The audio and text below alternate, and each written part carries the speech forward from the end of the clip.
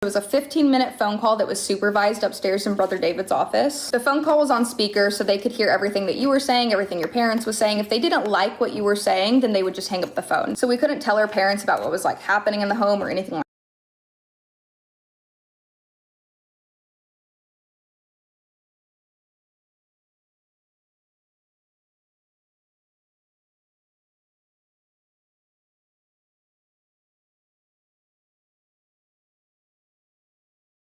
that because they would have just hung up the phone. And we probably would have got phone call privileges taken away.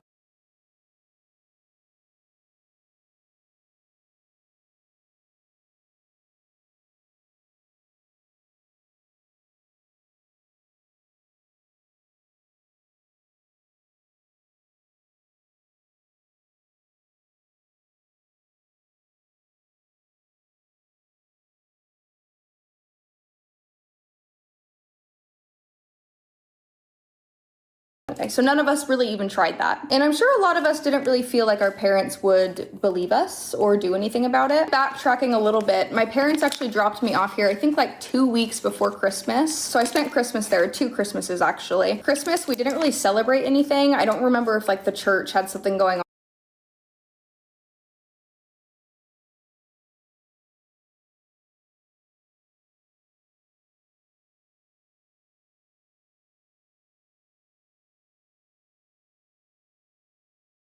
on or what, but like we didn't have a Christmas tree. We didn't do anything like that. Brother David was incredibly against Christmas trees. Something along the lines of like you like bend down, get on your knees to like grab the present from underneath the tree and you're technically worshiping the tree on your knees or something like that. So we were not allowed to have Christmas trees. We didn't celebrate like any holidays in general. I don't know if I already mentioned, but we weren't allowed to get up out of bed after lights out to go to the bathroom. And there was one point where they had installed cameras into our bedroom so they could see if we were getting out of bed to go to the bathroom. And if we did, we would get swats. We got swats for like literally everything. They did end up taking the cameras out at one point, and I think it might be because that was actually like illegal. We only had 2 bathrooms for showering and the water pressure wasn't very great. So we all went to the community gym to shower. We hardly ever exercised when we went there, but when we did, I do remember like we'd be running on the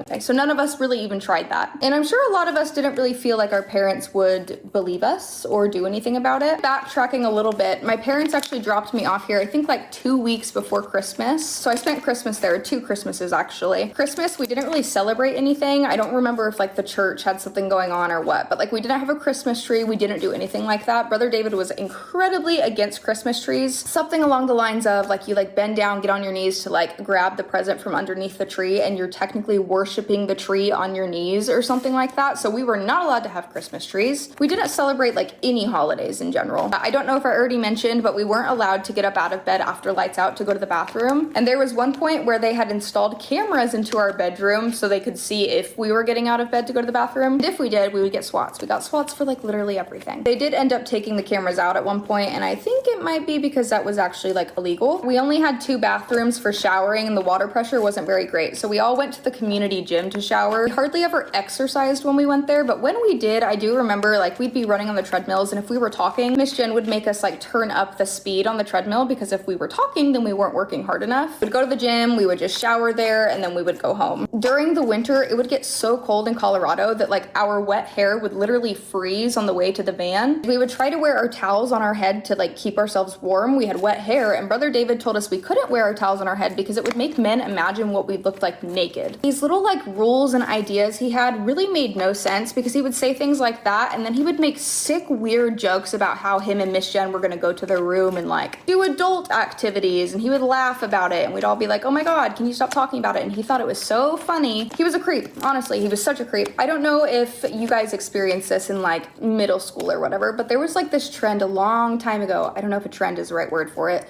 Tasing, where boys would like go up to girls and like put their fingers like in their sides and tase them. Brother David did that all the time. He would always come up to us and tase us, tickle us, and things like that. I don't remember what I was doing, but I was like standing in front of him and he went to tase me or poke me or do something, and he literally poked me right in my no-no square. That was really, really awkward. All the girls saw, we all laughed about it, but like looking back, it's not funny. along the lines of like weird rules and stuff that didn't make any sense whatsoever. Basically, like every night something would set Brother David off and he would go on like a tangent about something. He would just start preaching about a bunch of nonsense. And there was one time he literally said that refrigerators and microwaves were of the devil because the Bible says, give us this day our daily bread and not save it for next week. They didn't ever take us to like the dentist or the doctor or anything like that. They didn't really like believe in that type of thing. T actually had a seizure one time and Miss Jen told her to stop being dramatic afterward and that she was just dehydrated.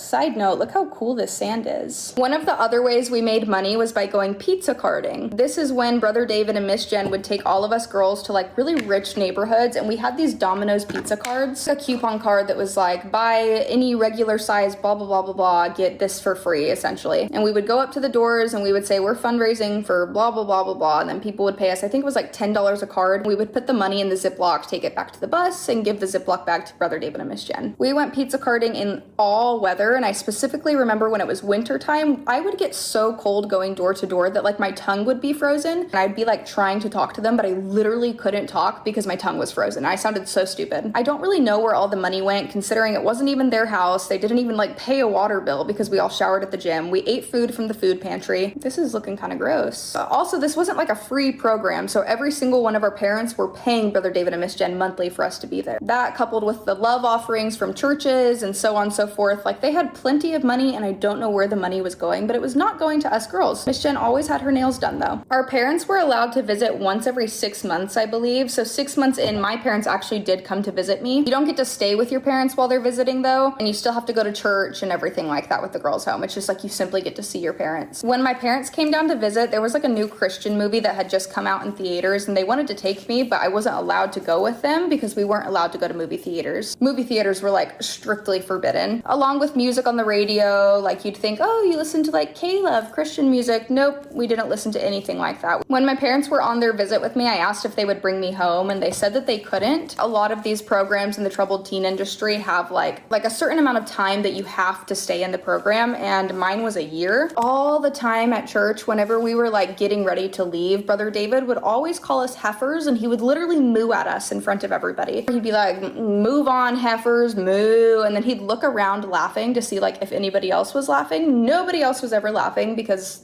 that's not funny. If you don't know what a heifer is, a cow that has not yet had a calf. He was essentially just calling us cows that haven't had children yet. This is gonna be literally the most disorganized video ever. It's insane. But you guys are asking for a long form and I'm just trying to get it out there. I might make another more organized, thought out video down the road, but I'm just trying to get this out there. A lot of people also asked like who was nicer, Brother David or Miss Jen. Neither one of them were good people in the slightest. In hindsight. The nicest though to me was Brother David. Brother David really, really liked me, and me and T were like his favorite girls, and he would always like pick us to go with him on his signings. He told me one time like we were performing at some sort of church or something and we all had like matching outfits, and he told me that the cardigan I was wearing, the color of it really complimented my skin tone. Miss Jen straight up hated me. She told me she did not like me and she told me she was never going to like me. It was something along the lines of like our personalities just like clashed. They just didn't work, and she was like, our personalities don't work together and they're never going to work. She just straight up didn't like me. Like I said, I'm gonna have to do some more thinking on this and probably like write down some like better worded stories so I can actually get things out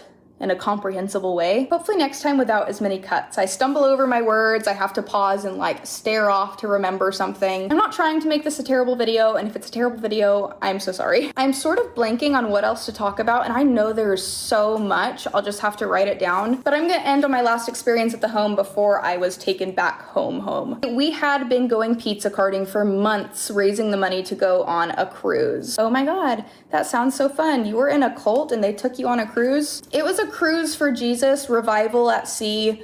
It was not the type of cruise that you have in mind. It was a carnival cruise, but we didn't get to engage in any of the activities on the. I don't know what the point of taking us on a cruise was. When we walked past the bars, we had to like look away because abstain from all appearance of evil. I don't remember where the cruise ship was sailing out of. I think it was Galveston, Texas. So we all got in the bus and we drove to go like to the cruise. On the way there, the alternator on the bus went out, and so we had to like roll down the street to a gas station. It was really late at night, and there was one employee in there. I remember we went inside. I feel so bad for this employee, just like imagining how this looked to them. We all walk inside and we sit down at a bunch of tables while Brother David starts to figure out like what he's gonna do with the bus. He gets to talking to the person that works at the gas station. He's telling them about like what's happening and who we are, what we do, blah, blah, blah, blah, blah. He ends up making us sing for the person, for the employee. We had to stand there and we had to serenade this person. It was so embarrassing, so awkward. It was late at night at a gas station. We're just singing to this employee. Eventually the bus gets fixed somehow. I really don't remember, but we head back on our way. Like I said, we didn't really get to do anything on the cruise. I do remember one time we went to like open area where there were just a lot of people. I don't really know like if you've been on a cruise ship, but there's just a lot of random places where you go look around at art and you just gather in places. They had a band performing a cover of Don't Stop Believing. I remember we were standing there and the song was playing and Brother David started like tapping his foot and like moving his head and like he was like getting into the song. That killed the entire vibe. I don't remember like how it got stopped or shut down. It was probably Miss Jen stepping in. But Brother David was letting the world get to him, and so we all had to leave what we were doing. We had to go back to our bunks and we had to go take a nap. I don't know, I'm sure that makes literally no sense, but that's literally what happened. There was music playing, Brother David was enjoying the music and being worldly, and then was like, oh, the world is like taking over me. We all need to go back, we all need to go rest. So we had to leave. Dinner area where everybody ate, we were on the second floor. They like cleared out all the tables and everything just for us because they also did like sermons and stuff.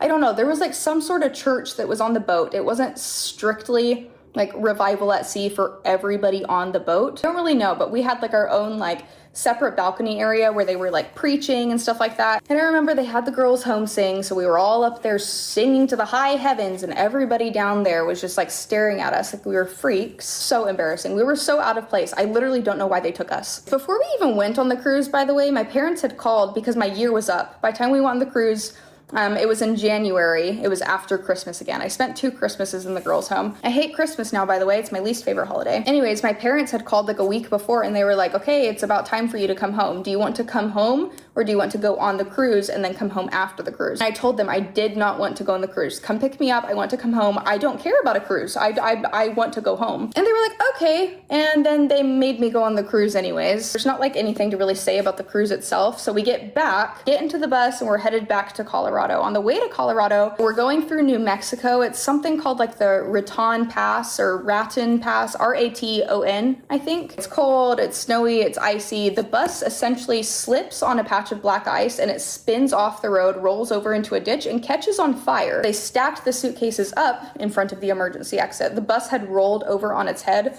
All of us obviously fell from the seats we were in onto our heads, onto the ceiling, and we couldn't get out of the bus. We were stuck in the bus. I don't remember too much about it, but I do remember it felt like I was in that bus for literally a lifetime. Apparently it was only a couple minutes though. There were some cars that witnessed the wreck and they stopped to like come and help us. And eventually we ended up getting out of the bus. We didn't have jackets, we didn't have shoes or anything like that, and we're just like standing in a snowy field, cold AF. Somebody pulled over with like an empty hauling trailer and let us like come inside of their trailer to like get shelter while the ambulance was on the way. By now the bus is on fire. All of our luggage is inside. Literally everything burned. Everybody's suitcase, clothes, Brother David and Miss Jen's phone, like everything was gone. Ambulances end up coming. I remember I was in the back of an ambulance and my two, they were like volunteer paramedics, I think. It was like a volunteer hospital we went to because we were like in the middle of nowhere. My paramedics' names were Dusty and Buddha. I remember like laying on the bed and they were putting like warm towels on my feet because my feet were probably about to get frostbite or something. I don't really remember. I completely skipped over something totally important. Before the bus wreck happened, before we headed back to Colorado, we stayed at some like missionary house at a church, stay there for the night, settle in, and then we were gonna get on the road in the morning. R, the oldest girl in the home, technically like 19 at the time or something like that, she decided she was going to run away. She didn't feel like she was able to just say, I'm leaving, I'm out of here, and just go. So she ran away. It was the middle of the night. All of us girls were like on board helping her with it. I remember like we went through our wallets and we gave her gift cards. We essentially just assisted her with running away nonetheless and didn't say anything about it to Brother David and Miss Jen. And then we ended up getting to the bus wreck, skipping past like the ambulance part and everything. We're at the hospital. One of the girls had to get like her bra cut off of her, and inside of her bra they found a piece of paper with a phone number on it, and they gave this piece of paper to Brother David, and apparently it was a phone number for the girl that had ran away. They end up finding out that we all helped her run away, and Brother David said that the reason for the bus wreck was God was chastising us for our bad behavior. So we helped R run away, so God made us have a fiery bus wreck. He completely blamed it on us. He was very unserious about the whole thing. Next day, he brought us back to the bus. It was like burnt to the ground. There was no bus left over. There was like fiberglass floating through the air and everything. Only thing that was left over was a sign, City of Refuge Girls Academy. By the way, if you guys look that up, you're going to find a lot of City of Refuge places. You won't find the place I was at. If you find anywhere that says City of Refuge, other than Brother David's LinkedIn account, it's not the place that I was at. You're not going to find it on the internet. Anyways, it was a sign that said that. It's like the sign that would usually have like the bus's destination or whatever on it. And it wasn't damaged at all. The bus was burnt to the ground, but that sign was perfectly fine. And Brother David took that as another sign from God. He had all of us like hold the sign together and sing a song. And he recorded us singing a song. It was the song, Jesus Never Fails. Sing it, ladies, just recording us standing next to a traumatic event that just happened the day before. A local church in the area where we crashed, they were able to help us, and they like donated things, took us shopping and stuff. I don't really remember all of that though. I do remember they like donated vans or something to help take us back home, and the pastor from our home church drove all the way from Colorado to where we like had crashed or where we were staying, and they actually had me ride by myself with the pastor like alone in his car back to Colorado. I think it was just like one last attempt to like get some Bible stuff in my head before I went home, because whenever I got home, it was nighttime, and like literally the night we got home, my parents were there to pick me up. After the crash, we were allowed to call our parents, thankfully, and I remember my mom was like, "Are you okay? Like, we're coming to get you right now." Yeah, they ended up coming and getting me. And that was just that. That's like literally the end of the girls' home, and all discussions and really existence of it. Me and my parents never talked about anything that happened there. It was an uncomfortable conversation to have, and I couldn't tell them about those things because they wouldn't have believed me, I don't think. So we never talked about it. We still have never talked about it. I don't think that they were aware of everything that was going on, and I don't really think they knew what they were getting me into. My parents' church, the pastor had actually recommended the girls' home to them, and that's why they knew of the place and sent me there in the first place. A lot of people are asking why I ended up getting sent there, and that's not really something that I feel comfortable talking about, because it doesn't just involve me. It involves like other family members, and yes, it is called the troubled teen industry. No, I wasn't a troubled teen. I was a teen. I was a normal teenager. Like I said, a lot of things that involve other family members, and it's not really a conversation that I'm comfortable having with thousands, if not millions of people, especially because I do have like a mended relationship with my parents now. I have a lot of trauma. The girls' home, it was only a year of my life, and it's really all I remember from my teenage years. I have like hardly any memories of my childhood, growing up, like anything. I really hardly have any memories of anything, but the girls' home is really just like the one memory that has really stuck with me and really made a difference in my life. But with that being said, I'm not one to hold grudges. I love my parents, and it's been so long.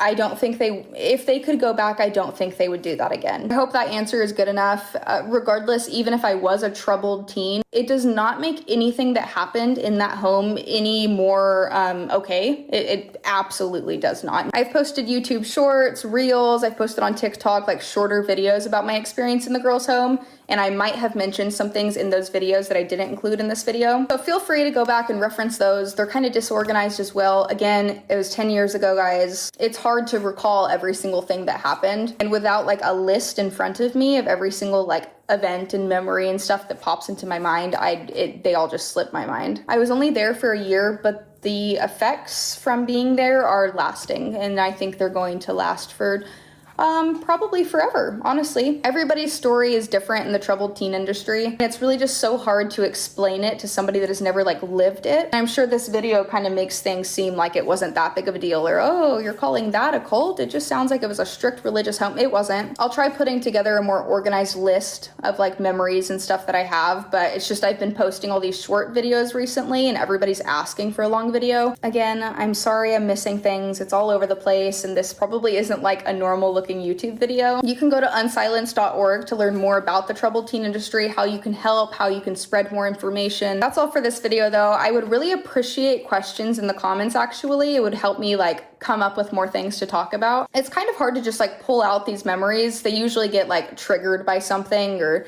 like a question or anything you guys want to hear about. Definitely ask in the comments. I'll try my best to answer, clear things up, whatever you guys want. Bye for now. Step up.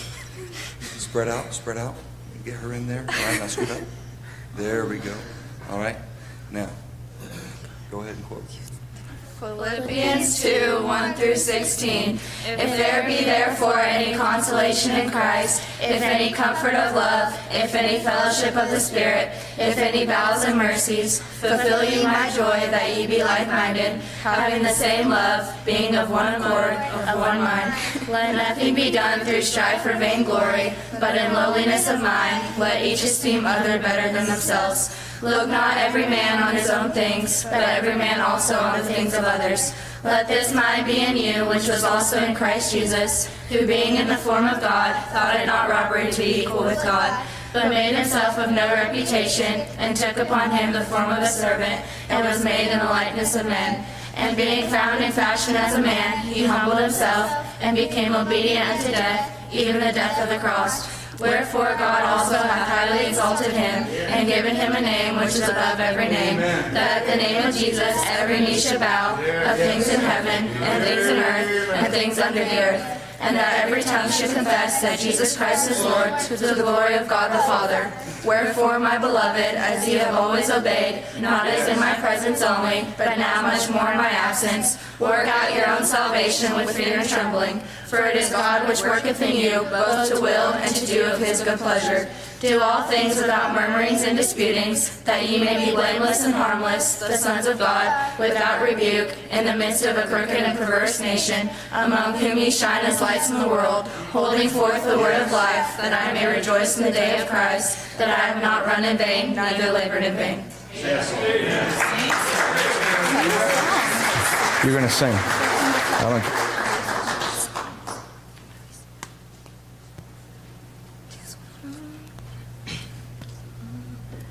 Some call it progress, and we must conform, or we will be left by the change.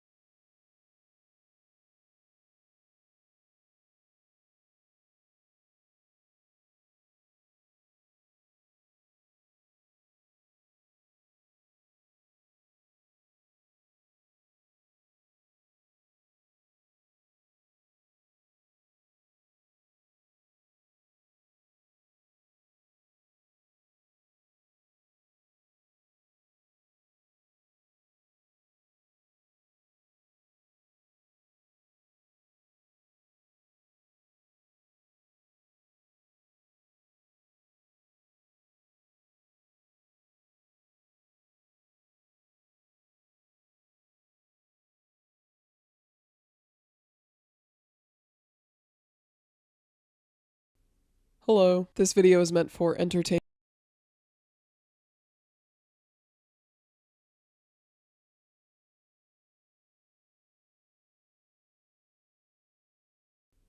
Hello, this video is meant for entertainment and educational purposes and is 100% organic, AI-free. Our fear of loneliness is one of the most useful survival mechanisms we have built right into our brains, and it dates back millions of years. A weaker ape with a bigger brain that's left all by itself is much easier to eat than if it were within the context of its group. Even our chimpanzee and bonobo relatives very rarely stray from their own respective troops. The truth is that human meat is highly palatable to many carnivorous and omnivorous animals. Serial killers and cannibals have described human beings as being most akin to to pork and beef. The Smithsonian actually has a very interesting article about it if you'd like to go check that out. Anyways, we've collectively learned this lesson over and over and over again, but since the invention of Acheulean technology, we've learned to fear the creatures we share this earth with less and less. That being said, there was a time before then when we were much farther from the top of the food chain than we are today. Instead, we were simply another animal of no particular consequence, a meal for some,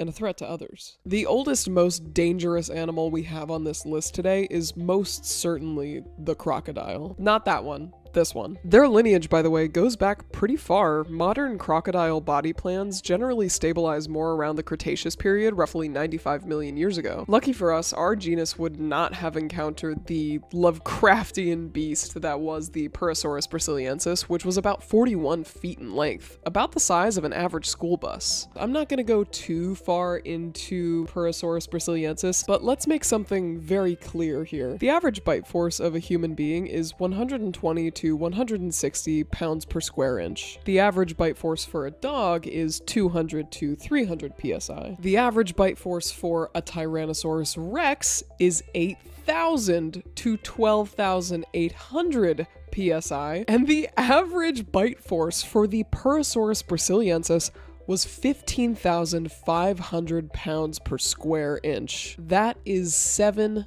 tons of force. Your femur, the strongest bone in your body, breaks with just 2,000 psi of localized pressure. That guy stomped around on 4 legs, but earlier crocodiles were strangely bipedal. We thankfully would not have run into either of these, but we would unfortunately have had to deal with this guy, the Quincana. The Quincana would have most definitely had an appetite for Homo sapiens and really anything made of meat. They belong to a group of crocodiles called Mecosuchines that are unfortunately now entirely extinct. Australia used to be just absolutely fat with megafauna. Other than the Megalania, another monster that we'll cover in a different video, the Quincana was the apex predator of the late Oligocene to the Pleistocene. The genus as a whole goes back around 25 million years, but the species we care about today, Quincana forterostrum, was the only one stopping around Australia right up until around 40,000 years ago. Just after the time the first Homo sapiens arrived. We're gonna be noticing a lot of that in this video. This animal had teeth that were compressed laterally with sharp steak knife serrated edges. Those jagged edges would have allowed her to bite and instantly slice through flesh. Rather than pulling the iconic crocodilian death roll combo, the Quincana would have more likely had a human-like approach to hunting. By that I mean they would have hidden behind a thick brush or bush, ambushed you and or chased you down, bitten you really hard, whipped you around a little, let you walk until you passed out, and then ate you. Not too far off from our own hunting style back in the day. Oh, and it had long legs. Picture a crocodile.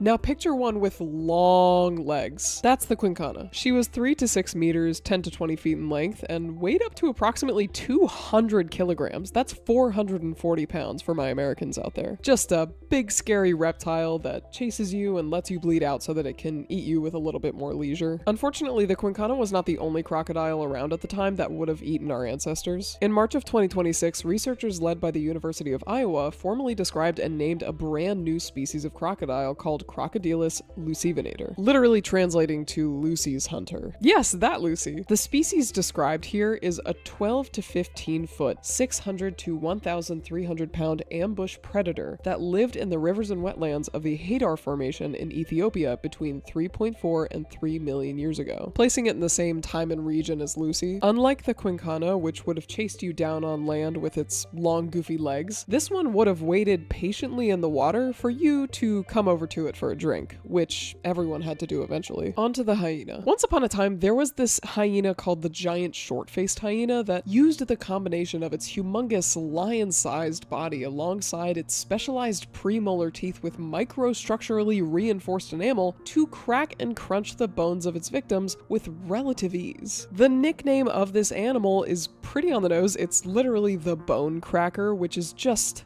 an objectively cool title to have. The reasons behind this evolutionary trait are actually very similar to the reasons hominid species began to adapt tool usage in the first place. Bone marrow is incredibly nutrient and calorie rich. It's also generally easier to digest compared to the thicker meat that surrounds the bone. Most mammals, including hominids, are able to eat it raw. So early human beings developed sharp stone cleavers in order to cut into the inside of the bone and became much more heavily involved in scavenging. The giant short-faced hyena did something very similar, but their stone cleavers were more of a built-in kind of a thing. Although they would have still occasionally actively hunted, they were more kleptoparasitic scavengers, which just means they would have tried to steal fresh kill from other predators. This giant hyena would have also had that characteristic sloping backward stature with those long forelegs, a trait adapted so that when it would carry freshly stolen mega herbivores, they wouldn't drag in the dirt, making their big bulky bodies a little bit better suited for strength opposed to speed. We have evidence that they did in fact consume their fair share of human meat. This 500,000-year-old early human femur recovered from Thomas Quarry 1, an archaeological site in Morocco, shows bite marks consistent with hyena predation or scavenging. While it's more likely that this beast was eating us after it had already been killed by a different animal, if the giant hyena was hungry enough and you happened to be nearby, it would most certainly use its energy to hunt you down and crunch your bones. If you were to ever come across this creature in real life, your best bet at survival would be the likely chance that it was just too lazy to come after you. Anyways, on to the Megatron. Sorry, Megantherion, meaning giant beast. Hello. Again. The reason why I'm not doing Smilodon here is mostly because we don't have a significant amount of evidence showing that Smilodons actively hunted early human species at any point, or at least nowhere in my research I was able to find that. So that's why we're focusing more on the Megantherion, which is basically its smaller cousin in, just to paraphrase it. Anyway, back to the video. Here's a slightly confusing yet important phenomenon in evolutionary biology. What makes the Megantherion a true saber-toothed cat is its genus, sitting within the family Felidae, felines, the same family as modern cheetahs, lions, panthers, and civets. Though their nickname is a touch misleading considering the fact that they are often met with the moniker of saber-toothed tiger, even though this species is not a tiger at all. So what makes the false saber-toothed tiger false? Well, it's simply not in the same family. The Nimravidae, the false saber-toothed cat, belongs to an extinct separate family of cat-like predators. Their skull structure, their locomotion, even their claws exhibit distinct differences from true felines. That false saber-toothed cat likely would not have been around to hork down your average solitary hominid at any point in our history, given that their family disappeared some 7 to 9 million years ago, but it's worth noting that Dinofelis, another false saber-toothed cat belonging to the Metylurinae family, did in fact survive until about 1.2 million years ago, meaning that it would have overlapped with early hominids. Now, carbon isotope analysis of its teeth does suggest that it preferred grazing animals over primates, so while it could have eaten a hominid, it was likely not specifically targeting us as much as the Megantherion may have been. We have two separate lines of evidence confirming that the Megantherion was in fact eating us. The first is, again, carbon isotope analysis of fossilized Megantherion teeth, which tells us what this animal was actually eating during its lifetime. Our second, and personally I find this more interesting, piece of evidence from Dmanisi Cave is the D2280 skull, which is a Homo erectus cranium with bite marks on the occipital bone that match the dimensions of the Megantherion saber teeth exactly. Weighing in somewhere around 100 to 200 pounds on average, this species was found almost everywhere we went: Africa, Europe, Asia. Similar to tigers, pumas, and tasseled wobblegongs, the true saber-toothed cat was a solitary ambush predator that relied on stealth. Let's say, for example, that you are a Homo erectus living around 1.8 million years ago. You sit at the river's edge, peacefully listening to the flowing water. You're there for a drink. It's been a hot day. Your group isn't far, but they're far enough to make you feel a little uncomfortable. You have to go back soon. You suddenly feel that familiar sensation, that anxiety that sparks at the very base of the nape of your neck. A sort of sixth sense that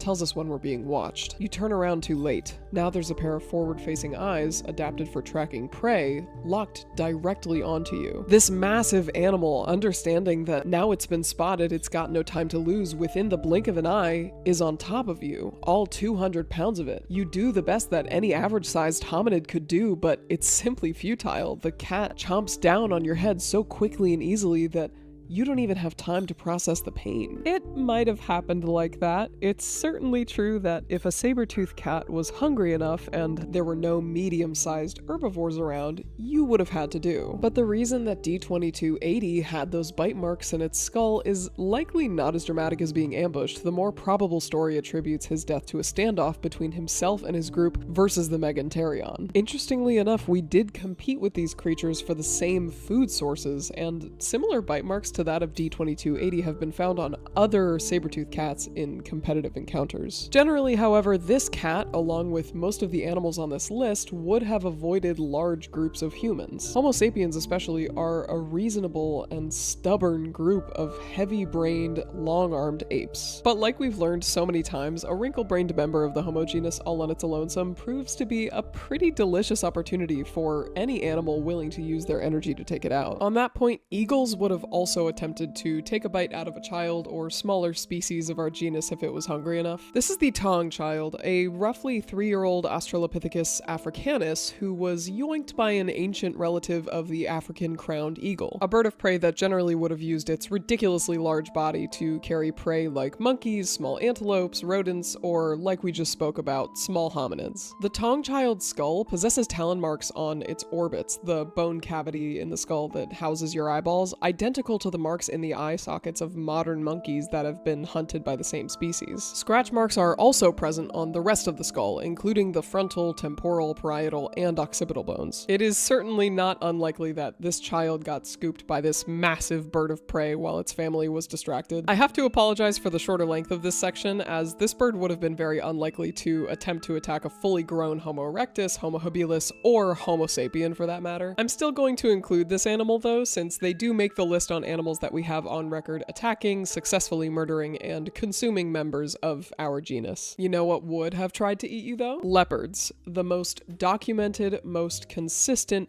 most relentless predator of our entire genus across millions of years of fossil evidence. If there is one animal on this list that was genuinely and persistently after us, it's most certainly the leopard. Back in the 1970s, one paleoanthropologist, Charles Kimberlin Bob Brain, who held a PhD in zoology and geology, by the way, so his name was literally Dr. Brain, was digging through cave deposits in South Africa when he pulled out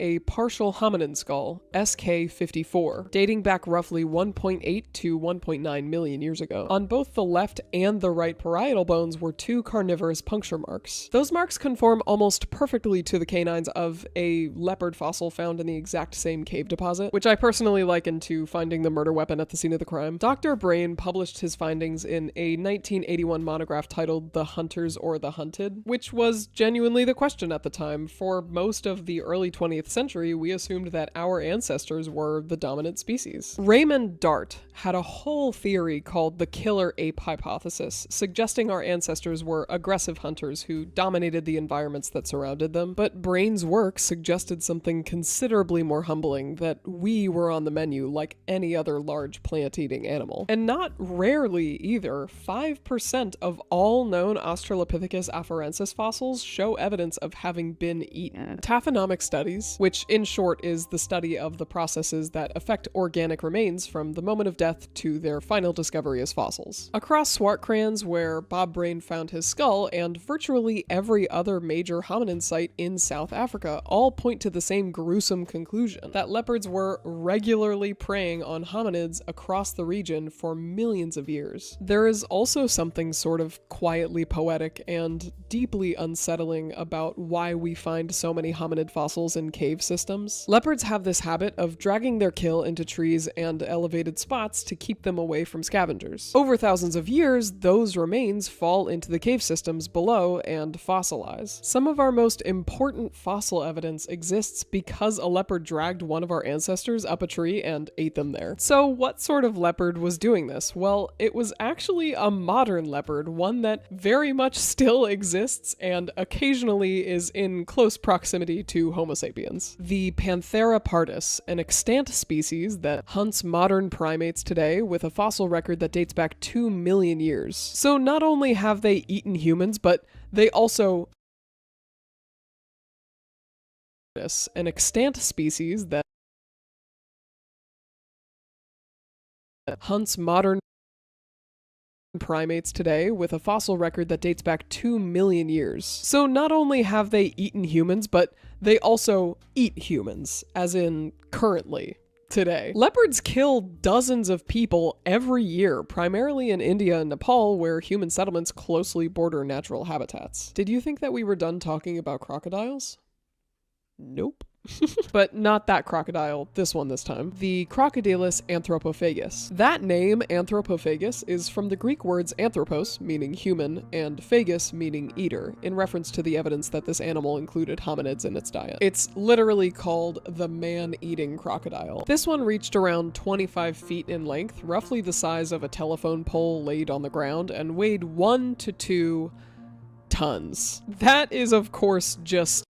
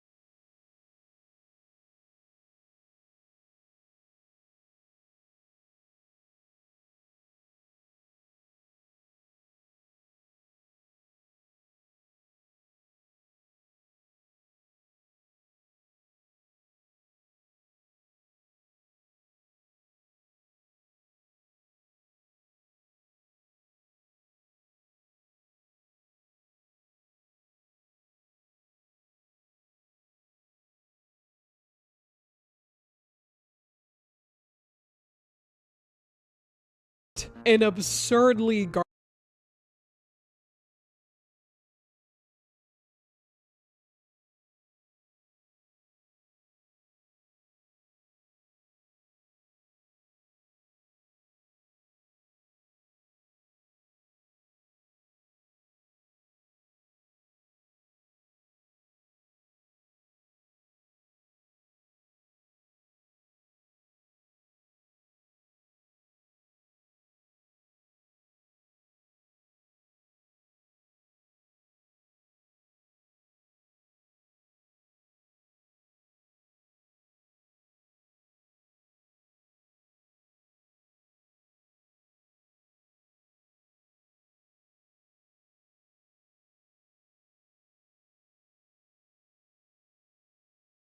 gargantuan reptile. I'm reminded for a moment of a line from Kindred, Neanderthal, Life, Love, Death, and Art by Rebecca Ragskis, where she describes something as gobsmackingly huge, which I just absolutely adored. The newly described 1.8 million year old species was discovered at a site that was also home to early humans such as Homo habilis and Australopithecus boise. Crocodile bite marks had previously been found on hominid bones from that specific gorge. Based on the latest find, scientists suspect that crocodiles not only ate our ancestors, but that they were in fact one of our biggest oppositions at that point in time. Their hunting style was more like the Crocodylus lucivinator, Lucy's hunter we spoke about for a moment previously. They would hold tight at the water's edge and wait for you to get thirsty enough to approach. Fossilized leg and tooth bones of at least 2 different hominids from Olduvai bear crocodilian tooth marks that came from roughly the same time as the newfound horned carnivore, within roughly 300 feet from where the reptile's skeleton was discovered. Quote, "I cannot guarantee these crocodiles were killing people, but they were certainly biting them. Our ancestors would have had to be cautious close to the water because the water's edge at Olduvai Gorge would have been a very dangerous place." Now we have to talk about snakes. I actually really love snakes, and snakes loved us too. Every other animal mentioned in this video has left us physical traces of their presence in our lives, or rather deaths. Snakes are a little bit different. They swallow prey whole and leave no trace fossils behind. No bite marks on bone, no puncture wounds in skulls. But you and I are smart. We know that the absence of evidence is not the evidence of absence, and what we do have paints a pretty clear picture for us to examine. There are a couple different perpetrators on this list today. The constrictors, the ones who kill with hugs, are some of the biggest, baddest culprits. The reticulated python, African rock python, green anaconda, boa constrictor, and Madagascan ground boa, just to name a few. Thomas N. Headland and Harry W. Green published a comprehensive study you can actually go check out over on PubMed that gets into the specifics of just how dangerous these animals actually were to people living prehistoric lifestyles. 26% of adult male respondents had survived